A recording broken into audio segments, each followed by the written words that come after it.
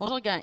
Donc, je vous présente une petite revision sur euh, ce qu'on a vu sur les caractéristiques de la Terre. Donc, la structure de la Terre, on a vu que la Terre est composée, est découpée en trois grandes parties. Vous avez le noyau, le manteau et la croûte terrestre. Donc, le noyau est la partie située au centre de la Terre, qui comprend une portion solide, donc le noyau interne, et une portion liquide, qui est le noyau externe. Et le noyau est composé principalement de fer et de nickel. Par la suite, vous avez le manteau, qui est la partie de la Terre comprise entre la croûte terrestre et le noyau.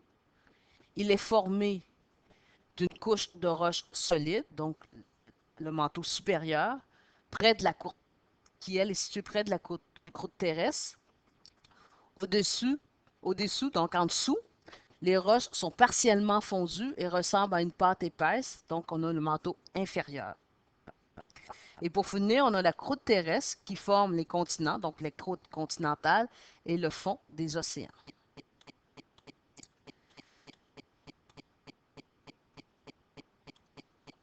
Par la suite, on a l'enveloppe de la Terre. Donc, l'enveloppe de la Terre, on parle de la lithosphère, c'est l'enveloppe solide, de l'hydrosphère, c'est l'enveloppe d'eau, l'atmosphère qui est l'enveloppe de l'air, et la biosphère qui contient tous les êtres vivants. Donc, la lithosphère est l'enveloppe de roches solides de la Terre. Elle est formée de la croûte terrestre et de la partie supérieure du manteau. Et elle englobe tous les éléments du relief, c'est-à-dire, on parle des montagnes, des vallées, des plaines, des collines. C'est tout. L'hydrosphère, donc, on a la lithosphère, la partie solide, l'hydrosphère, la partie qui contient l'eau, et l'ensemble des eaux de la Terre, qu'elles soient liquides, solides ou gazeuses. Donc, on parle des océans, de la mer, les lacs, les fleuves, les rivières, les eaux souterraines, donc en dessous de l'eau. Comme je vous l'ai dit, on va faire une petite expérience là-dessus la semaine prochaine, probablement. On vient de voir Nikita. Salut, Nikita! La banquise, donc la partie solide, c'est la banquise, les icebergs, les gros, gros morceaux de glace qu'on retrouve dans l'océan dans le nord, là. Et pour finir, la vapeur d'eau en suspension dans l'atmosphère. Donc, c'est la partie gazeuse. Puis la vapeur d'eau, je pense que je l'avais déjà spécifié. Quand on se lève très tôt les matins pour voir une petite brume, là, c'est ça notre vapeur d'eau. Ou de la givre collée sur nos fenêtres. Pour finir, on a vu l'atmosphère. L'atmosphère est l'enveloppe des airs qui entourent la Terre. Donc, la composition de l'atmosphère est composée de l'air, donc 12% de dioxygène, 87% de diazote et 1% d'autres gaz. En partant du sol, euh, les couches atmosphériques sont la troposphère, la stratosphère, l'atmosphère et la thermosphère. Donc, la troposphère, elle contient 75%, donc 60... Oh, je ne peux pas écrire. Un instant.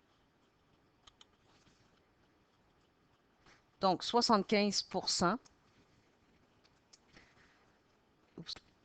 de la masse de l'atmosphère.